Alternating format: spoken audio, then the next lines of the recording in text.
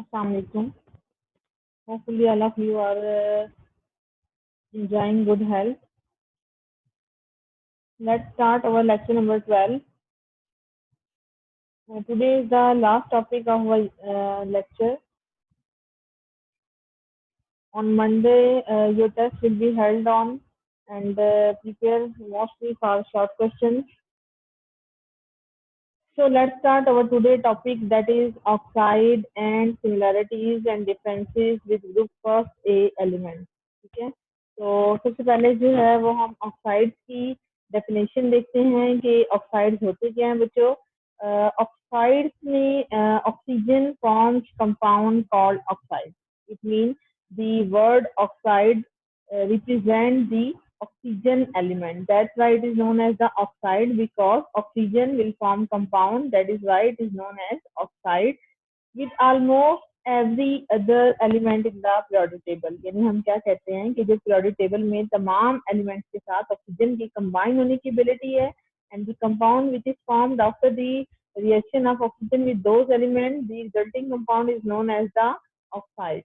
ठीक है, तो ऑक्सीजन जो है जो कंपाउंड बनाएगा that is called oxide, and it is the property of oxygen that it will form compound almost every other elements in the periodic table. यानी हमने क्या बोला सिंपल वर्ड्स में कि ऑक्सीजन के अंदर टेंडेंसी होती है कि पीरियोडिक टेबल के वो तमाम एलिमेंट्स के साथ जो है वो कंबाइन हो सकता है, जिसकी वजह से इसकी जो रिजल्टिंग कंपाउंड पैदा होंगे उनको हम क्या कहेंगे, ऑक्साइड्स का नाम देंगे। अब अगली जो टॉपिक है हमारा that is known as the classification of oxide. क्या है क्लासिफिकेशन ऑफ ऑक्साइड? क्योंकि हम लोगों ने बारहा इसमें बॉन्डिंग को डिस्कस किया है, यानी बॉन्डिंग इसमें हमने देखी थी कि जो ग्रुप फर्स्ट के मेंबर्स होते हैं वो आयनिक बॉन्ड रखते हैं, लेकिन ऑक्सीजन के हवाले से जो है वो हम इनकी बॉन्डिंग की प्रॉपर्टीज को डिस्कस करते हैं acidic, basic and amphoteric oxides के अंदर।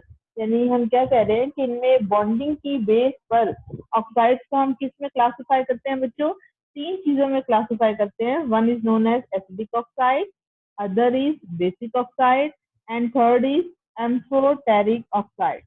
सबसे पहले लेट्स स्टार्ट कि what is acidic and basic oxide. तो यहाँ देखिएगा कि ये जो है वो पोटाशियम, आपको याद होगा कि ये ग्रुप फर्स्ट की अल्कली मेटल्स हैं। ठीक है, तो इसमें क्या होता है कि जितनी भी फॉर एग्जांपल ये जो अल्कली मेटल है जब वो ऑक्सीजन के साथ कंबाइन होंगी तो इससे जो रिजल्टिंग कंपाउंड पैदा होते हैं that is known as the basic oxide.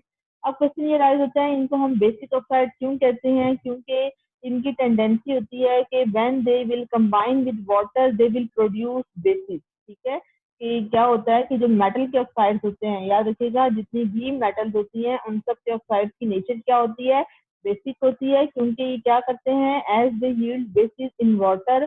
और मोस्टली इसमें अल्कली मेटल्स कौन सा है बच्चों, ग्रुप फर्स्ट ए का मेंबर है, और अल्कलाइन अर्थ मेटल कौन से हैं, ग्रुप सेकंड के मेंबर्स हैं। इनमें एक्सेप्ट बेरिलियम के बाकी तमाम मेंबर्स को जब आप वाटर के साथ ट्रीट करते हैं तो ये जो है वो बेसिक ऑक्साइड जो है वो या अल्कलीज या बेसिस जो है वो प्रोड्यूस करते हैं, क्योंकि ये वाटर में फौरन जाने पर बेसिस प्रोड्यूस करेंगे। That's why these oxide are known as the basic oxide.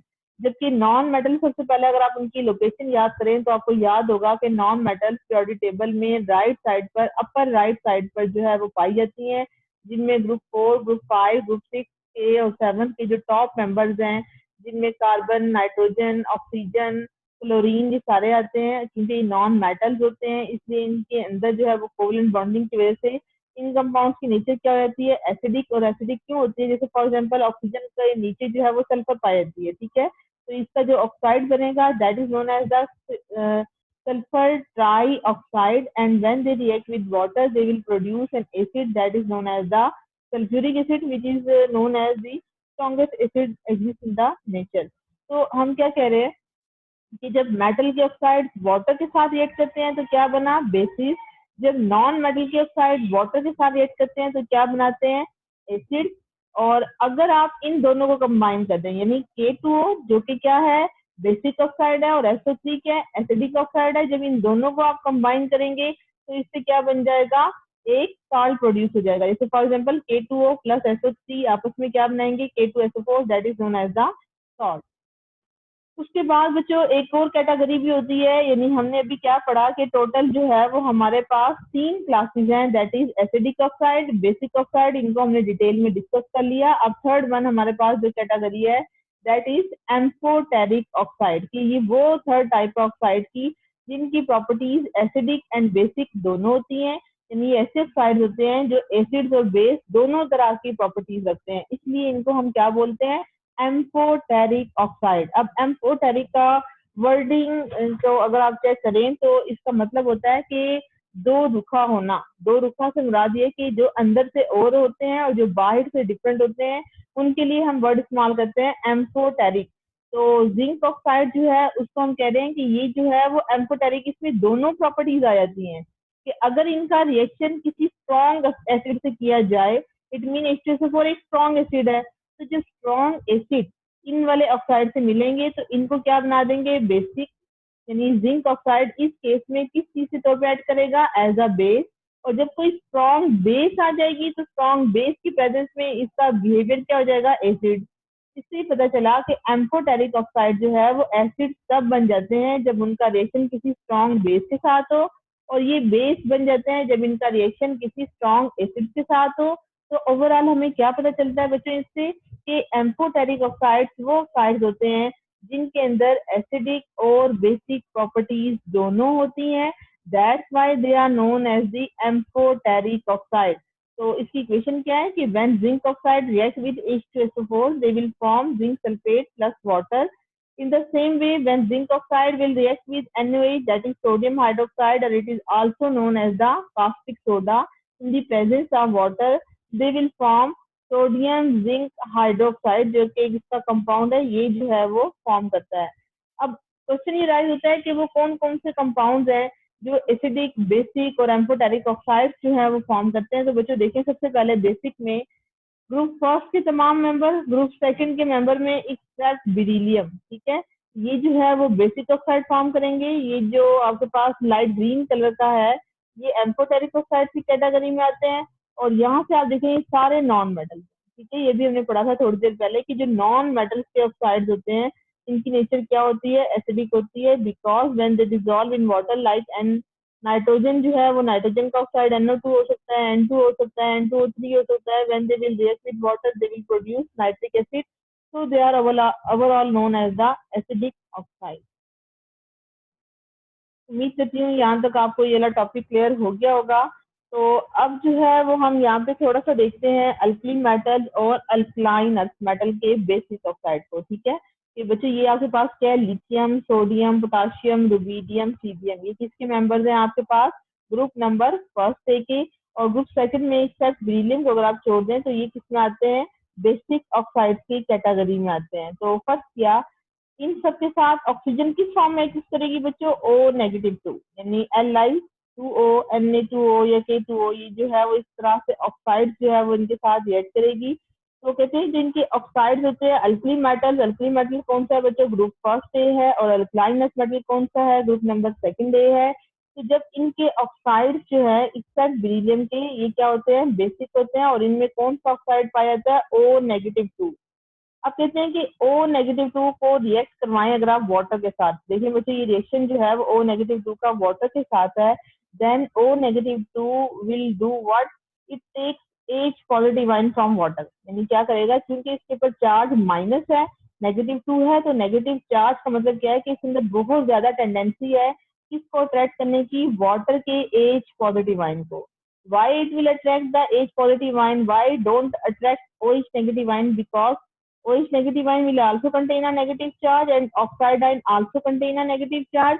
Both these negative charge will repel each other. As a result, they don't attract the OH negative part of the water molecule, while it will attract only the H positive ion, because the positive ion and negative ion will show these forces of attraction with each other.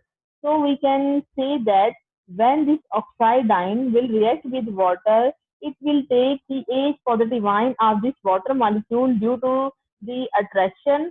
So it has the high affinity with this H positive ion, and finally what will form? It will form OH negative ion, that is known as the hydroxide ion। तो बच्चों यहाँ पे हम क्या कह रहे हैं कि जो ऑक्साइड आयन होता है इसकी बहुत ज्यादा कुव्वत कशिश होती है। एफिनिटी का मीन यहाँ पर क्या है, कशिश है। किसके लिए? फॉर प्रोटॉन के लिए। कौन सा प्रोटॉन है? वाटर का H पॉजिटिव आयन है।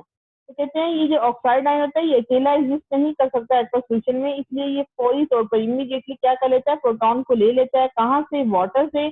और फिर क्या बना देता है? OH negative ion. तो ये इक्वेशन आपकी बुक में नहीं है, ये आपको समझाने के लिए मैंने ऐड की है। अगर आप लोग लिखना चाहें तो मोस्ट वेलकम, मत जरूर लिखिए।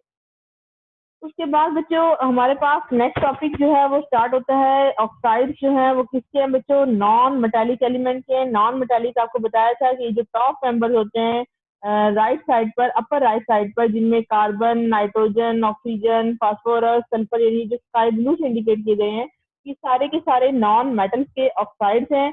ऑक्साइड इनके कैसे बनेंगे कि CO2, NO2, P2O5, SO2 या SO3, ये सारे के सारे ऑक्साइड जो हैं वाटर में जाकर क्या प्रोड्यूस करते हैं? एसिड जो है वो प्रोड्यूस करते हैं।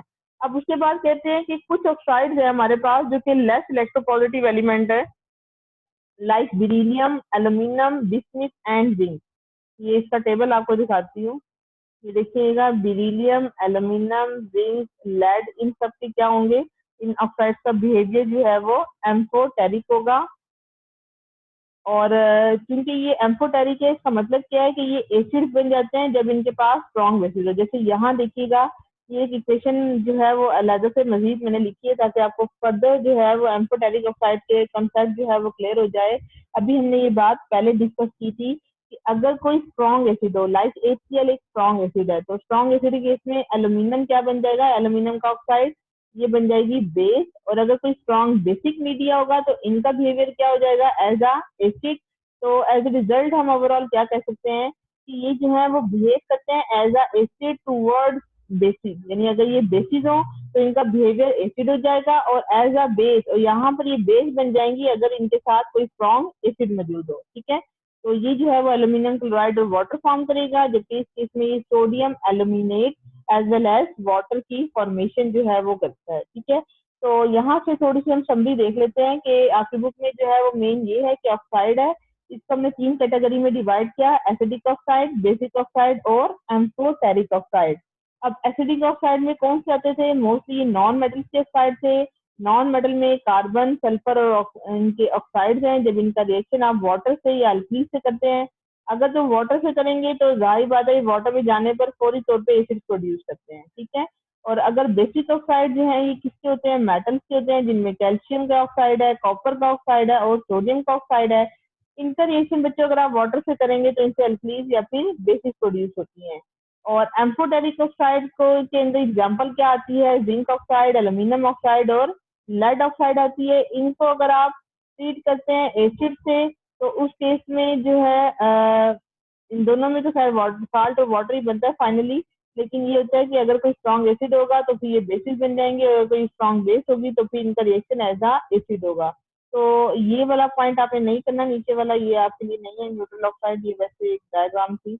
अच्छा, उसके बाद जो है वो बच्चों नेक्स्ट टॉपिक जो है वो हमारे पास स्टार्ट होता है, that is trend in the period, कि पीरियड में इनका ट्रेंड क्या है। तो यहाँ देखिएगा, ये आपके सामने पीरियड नंबर 3 के जो है वो एलिमेंट लिखे गए हैं, जिनमें sodium, magnesium, aluminium, silicon, phosphorus, sulphur, chlorine, इन सब के क्या पाए जाते हैं? ऑक्साइड्स पाए जाते हैं। कहते हैं कि अगर आप पीरियड में इनका ट्रेंड चेक करें तो पता ही चलता है कि स्टार्ट में इनका टोटली बिहेवियर क्या होता है? स्ट्रॉन्ग बेसिस होती हैं, फिर बेसिस होती है, फिर ये वीकली बेस होती हैं, फिर ये एम्फोटेरिक ऑक्साइड में कन्वर्ट होता है, फिर ये वीकली एसिड होता है, और लास्ट में इनका बिहेवियर क्या होता है? Strongly acidic. ठीक है, तो यही बता रहे हैं कि एक गिवन पीरियड में जो ऑक्साइड है ये किस तरह से इनका ऑर्डर चलता है कि फ्रॉम स्ट्रॉन्गली बेसिक, यानी सोडियम के ऑक्साइड क्या है? स्ट्रॉन्गली बेसिक है, to weekly basic, Aahista Aahista ये वीकली बेसिक होते हैं, फिर क्या होते हैं? एम्फोटेरिक होते हैं, फिर क्या होते हैं? ये यहाँ स्टार्ट वाले ये वीकली एसिडिक होते हैं, और लास्ट पे क्या होते हैं? स्ट्रॉन्गली एसिडिक होते हैं। और इन सब की एग्जाम्पल को मैंने यहाँ पे एक्सप्लेन कर दिया है। जबकि अगर आप ग्रुप में आते हैं तो ग्रुप में जो है इनका बिहेवियर टॉप टू बॉटम, इनका बेसिक फैक्टर जो है वो इंक्रीज होता है। जैसे फॉर एग्जाम्पल, अगर आपके पास 4 ऑप्शन दिए जाएं और पूछे जाए कि इन चारों में सबसे ज्यादा स्ट्रॉन्गली बेसिक कौन सा होगा एक ही ग्रुप के तमाम मेंबर में, तो जो नीचे वाले मेंबर होते हैं दे आर मोस्टली बेसिक। इसी तरह अगर आप बेरिलियम से बेरियम तक चलते हैं तो स्ट्रांगली बेसिक करेक्टर किसका होगा, बेरियम का होगा, और वीकली बेसिक करेक्टर किसका होगा, बेरिलियम का होगा। तो इसलिए हम ये कहते हैं कि जब हम किसी भी ग्रुप में टॉप टू बॉटम आते हैं तो टॉप टू बॉटम आने पर जो बॉटम वाले मेंबर्स हैं इनका बेसिक करेक्टर जो है वो मैक्सिमम हो जाता है। ठीक है, उसके बाद बच्चों एक और चीज आती है दैट इज ऑक्सीडेशन स्टेट के। ये पॉइंट जो है वो आपकी बुक में बस यहीं तक है। ठीक है, इसकी रीजन नहीं है, अभी पहले आप ये पॉइंट देख लें कि ये पॉइंट क्या है। ये पॉइंट ये कहता है कि अगर आपके पास मैग्नीज हो, जरूरी नहीं है मैग्नीज हो, कोई भी मेटल हो सकती है, और अगर वो मेटल एक से ज्यादा ऑक्सीडेशन स्टेट को शो करती है तो इनका कहना ये है कि मेटल जो है जिस केस में इसकी ऑक्सीडेशन स्टेट मैक्सिमम होगी उस केस में इस ऑक्साइड का एसिडिक करेक्टर इंक्रीज हो जाएगा। फिर सुन ले बच्चों, हमने क्या कहा कि अगर आपके पास कोई भी मेटल के ऑक्साइड है, सिर्फ मेन चीज होनी चाहिए कि मेटल आपकी सेम रहे, यानी मेटल ये ना हो कि मैग्नीज के बाद आप यहाँ बेरिलियम लगा दें या मैग्नीशियम लगा दें। कि अगर मेटल आपके पास एक ही है और उस मेटल की ऑक्सीडेशन स्टेट एक से ज्यादा है तो वो मेटल जिसमें उसकी ऑक्सीडेशन स्टेट मैक्सिमम होगी, like in this case of manganese, यहाँ पे ऑक्सीडेशन स्टेट +2 से कहाँ तक आ रही है बच्चों, +7 तक आ रही है। तो वो केस जिसमें इसकी ऑक्सीडेशन स्टेट स्ट्रॉन्गेस्ट होती है उनके लिए एसिडिक करेक्टर भी क्या होता है, ऑक्सीडेशन स्टेट यहाँ बढ़ रही है, यहाँ कोवेलेंट करेक्टर बढ़ रहा है, यहाँ एसिडिक करेक्टर इंक्रीज हो रहा है। यानी ऑक्सीडेशन स्टेट के बढ़ने से, इस मेटल की ऑक्सीडेशन स्टेट के बढ़ने से इस ऑक्साइड का एसिडिक करेक्टर मैक्सिमम होगा। ये आपको बताया जा रहा है कि अगर आपके पास कोई भी मेटल है और मेटल की जो है वो ऑक्सीडेशन स्टेट एक से ज्यादा है तो उसकी एसिडिटी इंक्रीज हो जाती है विद इंक्रीजिंग ऑक्सीडेशन स्टेट। यानी इन दिस केस Mn2O7 में ऑक्सीडेशन स्टेट जो है वो मैक्सिमम है, दैट इज +7, तो इसलिए इसका एसिडिक करेक्टर भी सबसे ज्यादा होगा।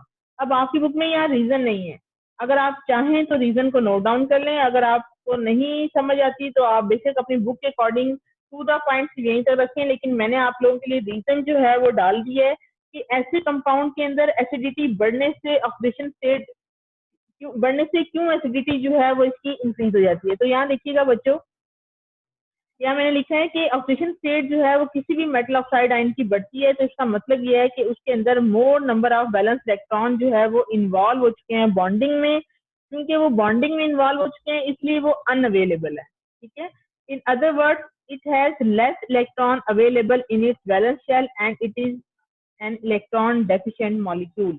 जैसे फॉर एग्जाम्पल यहाँ देखें बच्चों, +7 का मतलब क्या है, यहाँ मैग्नीज ने कितने इलेक्ट्रॉन लूज किए, 7 इलेक्ट्रॉन से लूज करके उसको बॉन्डिंग के लिए यूटिलाइज किया है। इट मीन इस मॉलिक्यूल में मैक्सिमम इलेक्ट्रॉनों की डेफिशिएंसी है। ठीक है, जितना +7 फैक्टर होता है या प्लस ऑक्सीजन स्टेट होती है वो ये रिप्रेजेंट करती है कि उस कंपाउंड के अंदर जो है वो मैक्सिमम इलेक्ट्रॉनों का लॉस हो चुका है और ये मॉलिक्यूल क्या है आपके पास, मैक्सिमम इलेक्ट्रॉन डेफिशिएंट है। ठीक है, जबकि इस केस में जो है वो इतनी इलेक्ट्रॉन डेफिशिएंसी नहीं है जितनी कि इसके अंदर है। तो हर वो चीज जो कि इलेक्ट्रॉन डेफिशिएंट हो, जिसके अंदर टेंडेंसी हो इलेक्ट्रॉनों को लेने की, तो अकॉर्डिंग टू ल्यूइस कंसेप्ट हर वो चीज जो कि इलेक्ट्रॉन को एक्सेप्ट करती है that is known as the base.